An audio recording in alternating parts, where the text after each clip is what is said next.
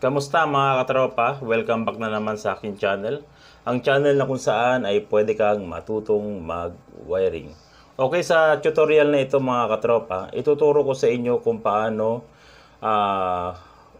maggumawa o proper installation ng dual contact horn. Ang ibig sabihin, pwede mong magamit yung stock mong busina at pwede mong magamit yung malakas mong busina. Kasi ang purpose natin, sa mga bawal na lugar o minsan bawal sa LTO o mayroong ordinansa ang isang lugar na bawal ang malakas na busina o lalong-lalo na sa LTO, mayroon tayong selector para ibalik natin sa stock na busina. Katulad dito mga katropa, yung gagawin natin. Yung ituturo ko sa inyo parang ganito. Tignan muna natin. Maganda to.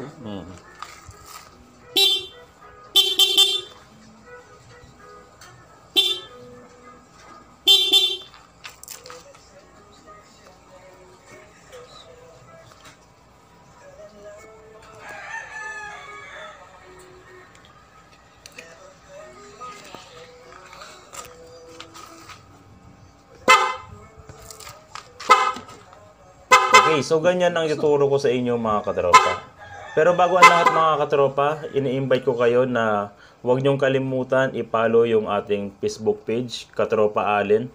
At para ma-notify din kayo kung mayroon tayong mga bagong tutorial kasi yung ibang tutorial ko baka sa Facebook page ko na i-upload. So huwag niyong kalimutang i-follow yung ating Facebook page mga katropa, Katropa Allen, at marami kayong matututunan sa akin regarding dun sa mga wiring, DIY wiring, marami kayong matutunan dyan mga katropa. Okay, bago natin umpisahan yung tutorial mga katropa, meron tayong mga kailangang materyales. So kailangan natin ng relay, ayan, horn relay, yung transparent kailangan natin. Yung panghinang natin, yung soldering iron natin. At 16 gauge na wire mga katropa. Pag nagkakabit kayo ng busina, napaka-importante ng 16 gauge na wire. At yung ating tawag dito, hollow switch, ayun yung magiging selector natin. Ayun yung selector natin para pwedeng gamitin yung stock, pwedeng gamitin yung malakas na busina. So ayun yung mga kailangan nating materyales mga katropa. So mga katropa, sana may matutunan kayo sa tutorial natin. Magamit nyo sa inyong personal na motor o magamit kung kayo man ay nagbimekaniko at nagwa-wiring, sana makadagdag kaalaman sa inyo to.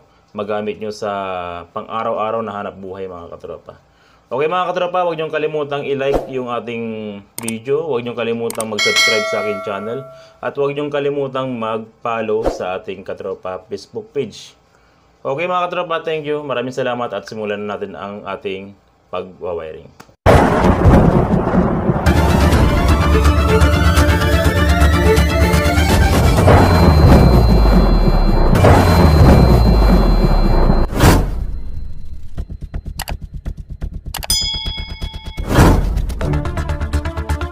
Mga katropa, huwag niyong kalimutang suportahan ang aking channel. Huwag niyong kalimutang mag-subscribe upang makatanggap kayo ng tip tungkol sa pagwawiring.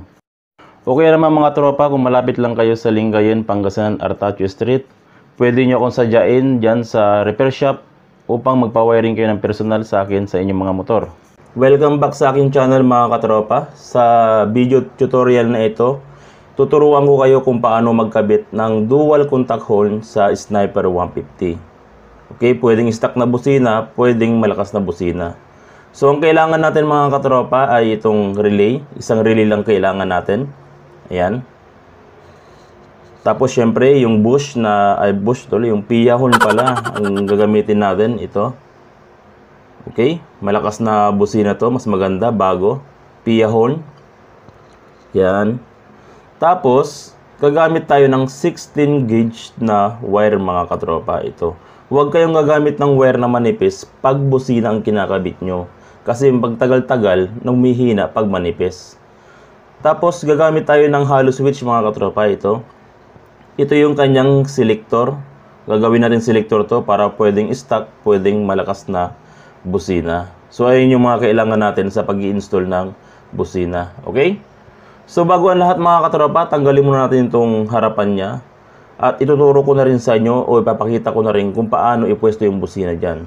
Tapos itong head, tatanggalin din natin yung head niya. Okay mga katropa? Dito sa head mga katropa, meron ditong, yung iba kasi nahihirapang magtanggal. Ipapakita ko lang sa inyo na merong isang tornilyo rito sa head. So, tatanggalin mo tong cover na to. Ayan. Kasi merong isang tornilyong nagtatago dyan. So, ang gagawin mo, tanggalin mo yung cover na yan. Sungkitin mo lang, dahan-dahan lang. Okay, yan. Ayan yung tornilyo na nagtatago dyan. So, tanggalin mo yan, tapos dire-diretso mo lang tanggalin yung ibang tornilyo sa labas. Madali na lang tanggalin siya, okay?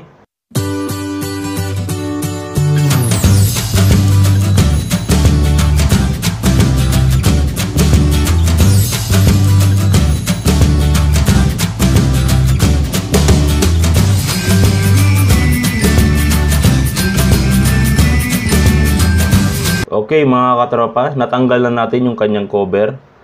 Tapos tatanggalin natin tong dalawang tornilyo na to mga katropa.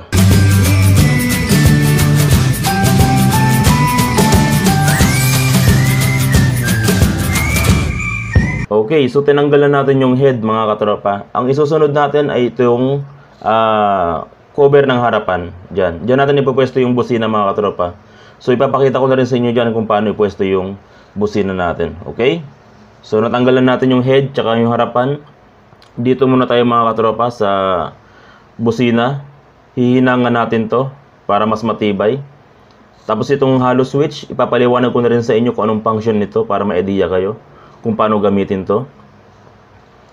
Tapos, itong relay, hihinangan natin to mga katropa. Mas recommend ko yung hinang kaysa sakit ang gagamitin mo.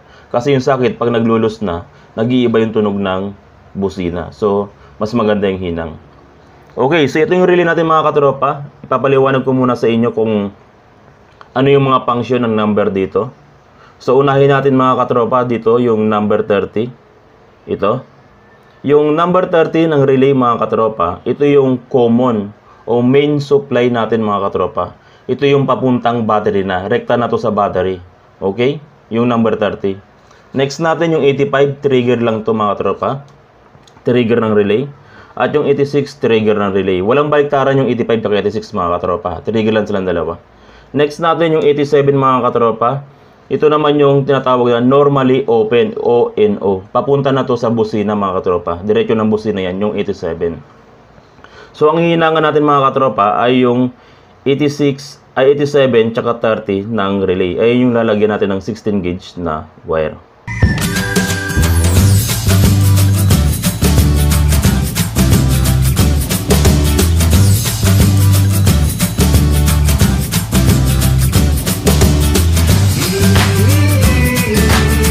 Okay mga katropa, lagyan muna natin ng wire itong number 87 ng relay. Lagyan natin ng 16 gauge na wire.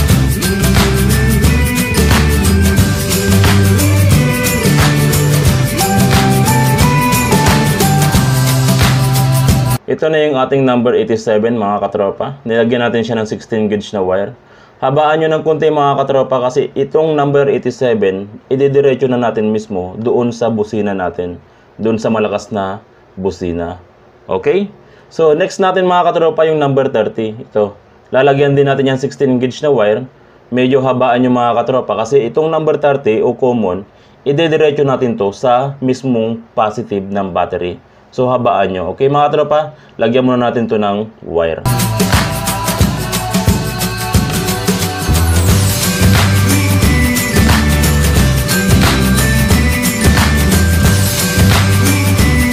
Okay mga katropa, ito na yung ating number 30. Tapos yung number 30 na wire mga katropa, medyo habaan yung mga katropa kasi irerekta natin to sa positive ng battery. Tapos yung dulo niya mga katropa, balatan nyo. Kasi ito yung palatandaan natin. Lalagyan natin siya ng palatandaan na yung may balat ay number 30 ng relay at positive. Para kahit na pare-parehas ng kulay na wire ang ginamit nyo, ang importante, meron kayong palatandaan na ito yung 30 at positive. Okay, tapos na tayo sa 30 at 87. Dito na tayo sa 85 tsaka 86. Yung 85 at 86 mga katropa, ito lang yung trigger ng relay. So, hindi na kailangan ng makapal na wire dito. Ang ilalagay lang natin ay yung manipis na wire lang. Ang importante lang na makapal na wire, yung 30 at number 87. Kasi sila yung mga main supply sa busina. So dito, manipis na wire lang mga tol.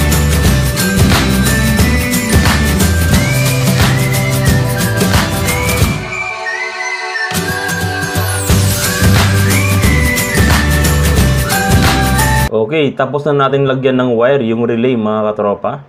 Ang isusunod natin, itong busina natin, lalagyan din natin sila ng wire at hinanga natin sila, okay? 16 gauge na wire ang ilalagay natin dito mga katropa.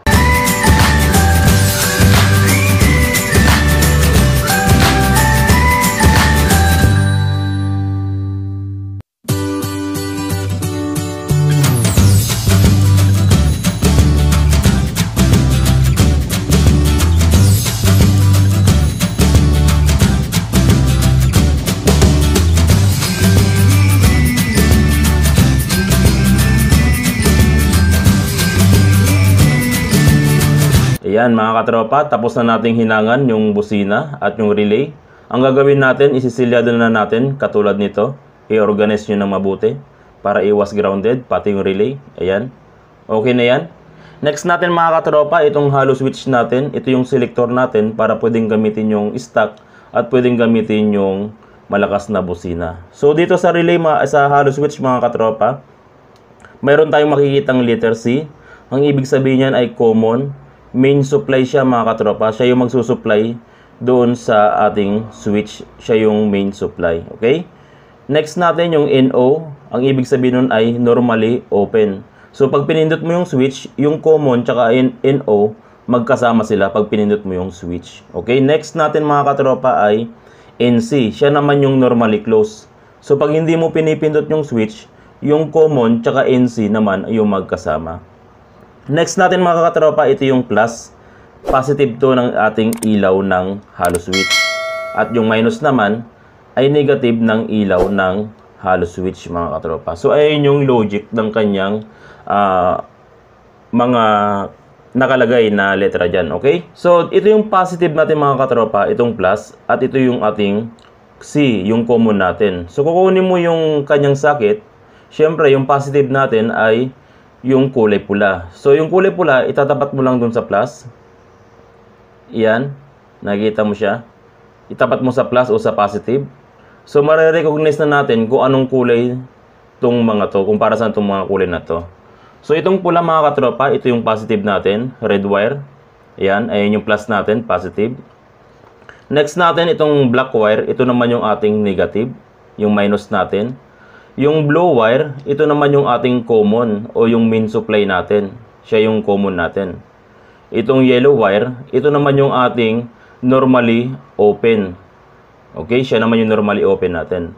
Next natin, ito namang sa dulo, yung green wire, siya naman yung normally close o yung NC natin. So, ayun yung mga coding ng kulay. Ayun yung purpose nila. So, bago natin i-install mga katropa, dito pa lang, may gagawin na tayo sa hollow switch tsaka doon sa relay. So, unahin muna natin mga katropa yung ating normally open o kaya yung ating NO. Yung normally open mga katropa, i-connect nyo to doon sa number 85 ng relay. Doon nyo siya ilalagay dito sa number 85. Okay? So, ilagay muna natin mga katropa sa number 85.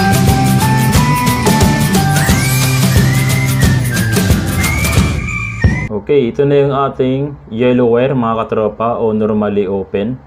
Next natin mga katropa, itong red wire ng hollow.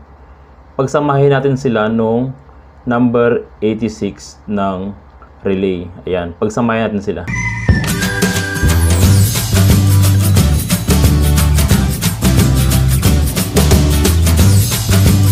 Okay, pagkatapos natin siyang pinagsama mga katropa, yung red wire 86, pagkatapos natin pinagsama, lagyan natin siya ng wire mga katropa kasi ilalagay natin to sa accessories wire o doon sa light brown ng Sniper or Yamaha. Okay?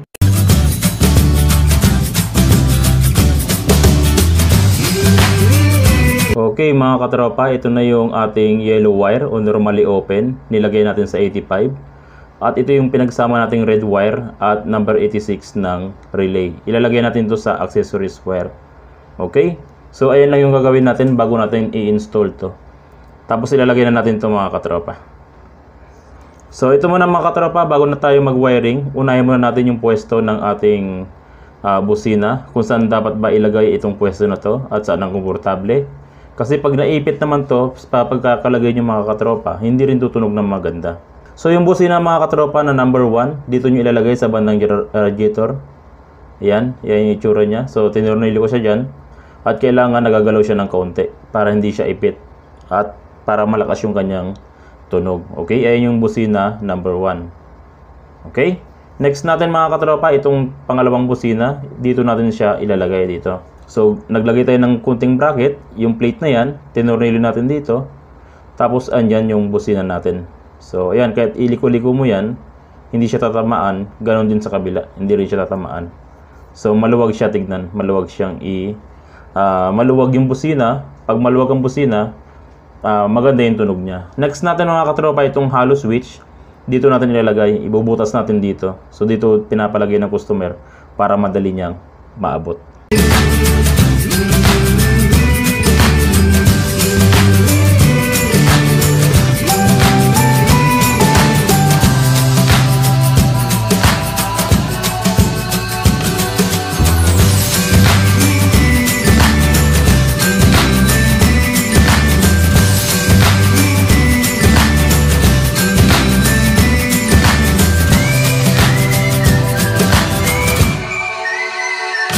Okay mga katropa, ayan na yung ating selector o yung ating hollow switch. Okay, susunod na gagawin natin mga katropa, ito yung wire ng busina. Tigdalawa sila, nakikita nyo, tigdalawang wire sila. So balatan muna natin sila mga katropa. Yung apat na yan, balatan natin. Okay, itong isa rin at itong isa pa. Okay, so gagawin natin mga katropa, isi-series natin isa-isa yan. So kukuha kayo ng isang wire dito at isang wire dito naman sa kabila, pagsamahin nyo. Ganon din so sa kabilang wire mga katropa.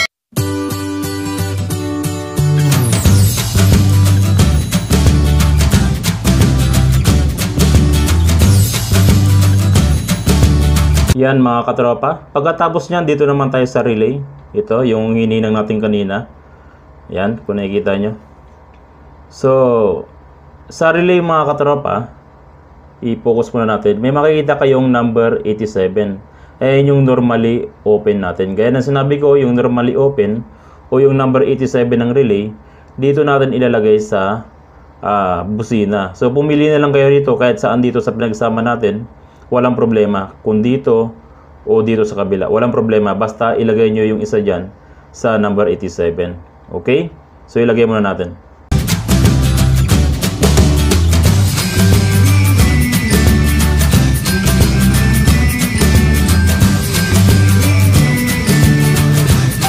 Okay, ito na yung ating number 87 mga katropa. Nilagay na natin sa busina. Automatic itong maiiwan na to mga katropa ay magiging ground na to ng busina. Siya yung ground. Next natin mga katropa, gaya ng sinabi ko, yung number 30 ng relay, ito, number 30. Hahabaan natin ng wire yan mga katropa kasi irekta natin to sa positive ng battery. Okay, irekta sa positive ng battery. Tapos yung kanyang dulo ay nilagyan natin ng palatandaan. Ito, binalatan natin para ma-recognize natin na ito yung number 30 at ito yung papuntang positive ng battery. Ito, yung number 30. Yan, para ma-recognize natin. Kaya naglagay tayo ng palatandaan dun sa dulo ng number 30. Next natin mga katropa, itong naiwang wire ng busina na magiging ground niya na, dadagdagan natin ng wire to, habaan din natin kasi irerekta natin to doon din sa negative ng battery. Okay? Lagyan muna natin.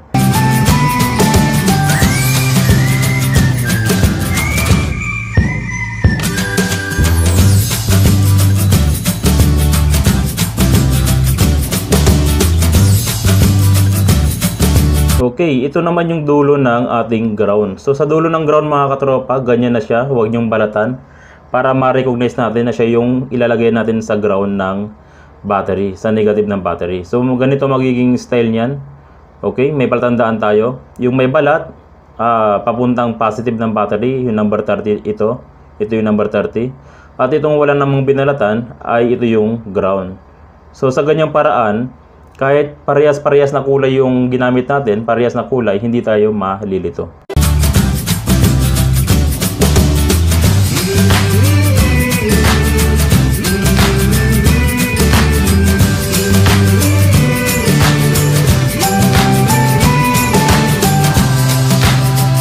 Okay, ito na yung ating pinakadulo na ipapagapang sa battery. Makikita nyo, mayroon siyang palatandaan. So, hindi tayo maliligaw kahit parehas black wire yung ginamit natin. Next natin mga katropa, dito naman tayo sa socket. So, ito yung pinagsama nating number 86, tsaka red wire ng relay. At ito yung naman yung yellow wire, tsaka 85, yung normally open, tsaka 85 na pinagsama natin. So, okay, linisin muna natin tong wire mga katropa para hindi masyadong magulo. I-organize ko muna ng konti, okay? So, balutin muna natin ng tape.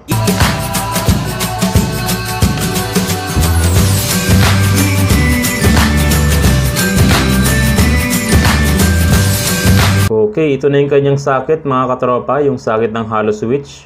Pero bago tayo mag-wiring mga katropa, meron muna tayong gagawin dito sa kanyang switch, yung bandang switch ng signal light, busina at high and low. Hanapin yung socket niyan mga katropa. Ito yung socket niya ay kulay red. Ito. So, ito yung kanyang socket. Tatanggalin natin to. Unplug muna natin to. Sa socket mga katropa, may makikita kayo diyang kulay pink na wire. Yung kulay pink na wire mga katropa, tatanggalin natin yan sa pagkakasakit. Ito. Yung pink na wire. Yan. Sungkitin nyo lang yan para matanggal siya doon sa socket. Tanggalin natin yan mga katropa. Okay? So, sungkitin muna natin mga katropa para matanggal natin. Yan. So, tanggal na. Susunod dito naman sa kabila mga katropa, meron din siyang katapat. Yung katapat niya na wire ay pink din. Kulay pink din na wire. Yan. Tanggalin din natin yan. Tapos, pwede na natin ibalik itong kanyang socket. Okay? Ibalik na natin. So, ito na. Natanggal na natin yung dalawang pink. Okay, pwede na tayo mag-wiring dito sa socket ng hollow switch natin. Okay, ayan na yun. Tinanggalan na natin yung dalawang pink niya. Okay, so dito sa socket mga katropa, kung maalala nyo, ito yung ating C o yung ating common, yung kulay blue natin. Ito. Yung C natin o yung common natin sa hollow switch na socket, dugtungan natin ng wire to mga katropa. Yan, dugtungan muna natin ng wire, yung common natin o yung C.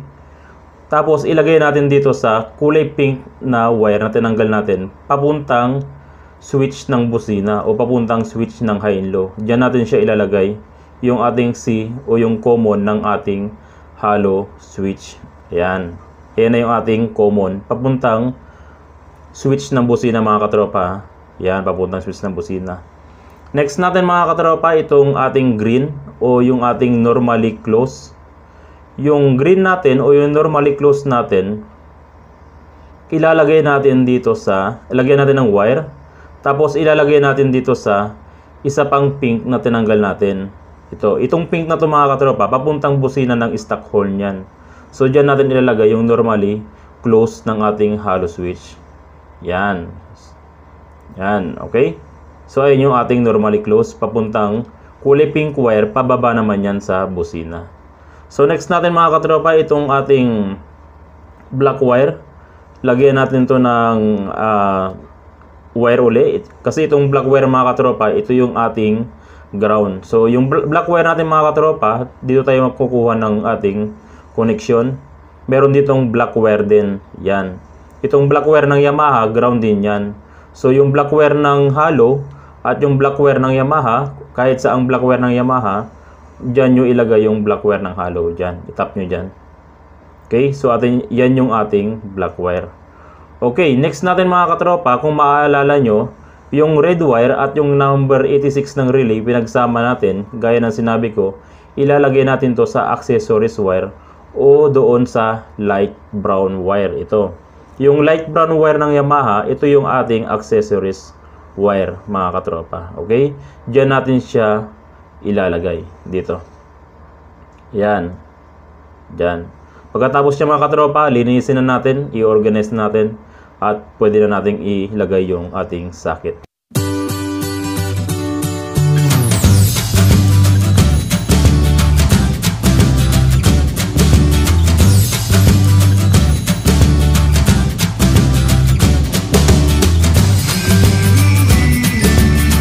Okay, na-organize na natin mga katropa yung ating wire, yung wire ng hollow switch. Na-organize na natin at pwede na natin i-sakit katulad nito. So kung nilagay nyo yung sakit mga katropa at hindi gumana yung malakas na busina, malamang na ibaliktad nyo yung sakit. So hugutin nyo uli yan, tapos baliktarin nyo yung pagkakasakit lang. Ganun lang yung mga katropa. Okay? So pwede na yan. So next natin mga katropa, ito, yung pang last natin, yung ipapagapang natin na wire, ito. Ayan. Ito yung ipapagapang natin, yung may palatandaan tayo. So ipapagapang natin siya mula dito sa ating battery. Dito. Diyan natin siya ipapagapang. Okay? So importante yung ating palatandaan sa wire para ma-recognize yung negative at positive. Okay, so ito na yung pinagapang natin mga katropa. So gaya nga ng sinabi ko, itong may balat, ito yung number 30 at ito yung ipapagapang natin sa positive. Okay, so ilagay muna natin mga katropa.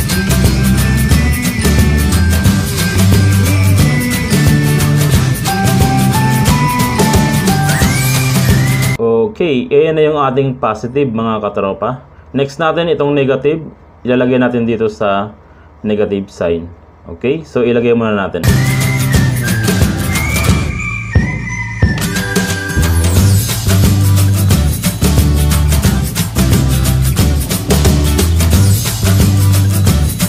Okay, ito na mga katropa, na ikabit na natin lahat, na iayos na natin lahat at pwede na nating subukan. So isusi muna natin mga katropa. Pag hindi natin pinindot itong hollow switch natin, ito, hindi natin pinindot, ganito siya, stuck na busina siya.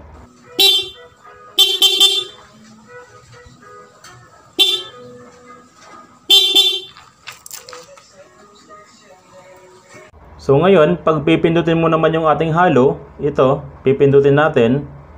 So lilipat siya doon sa malakas na busina natin, doon sa PIA horn. Okay?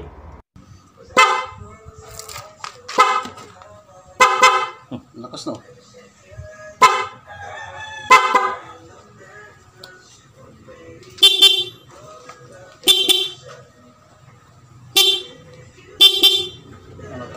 Grabe, sulit to. Pitik-pitik nga lang to eh. Kaya... Tama mo pala, tagal mo pala.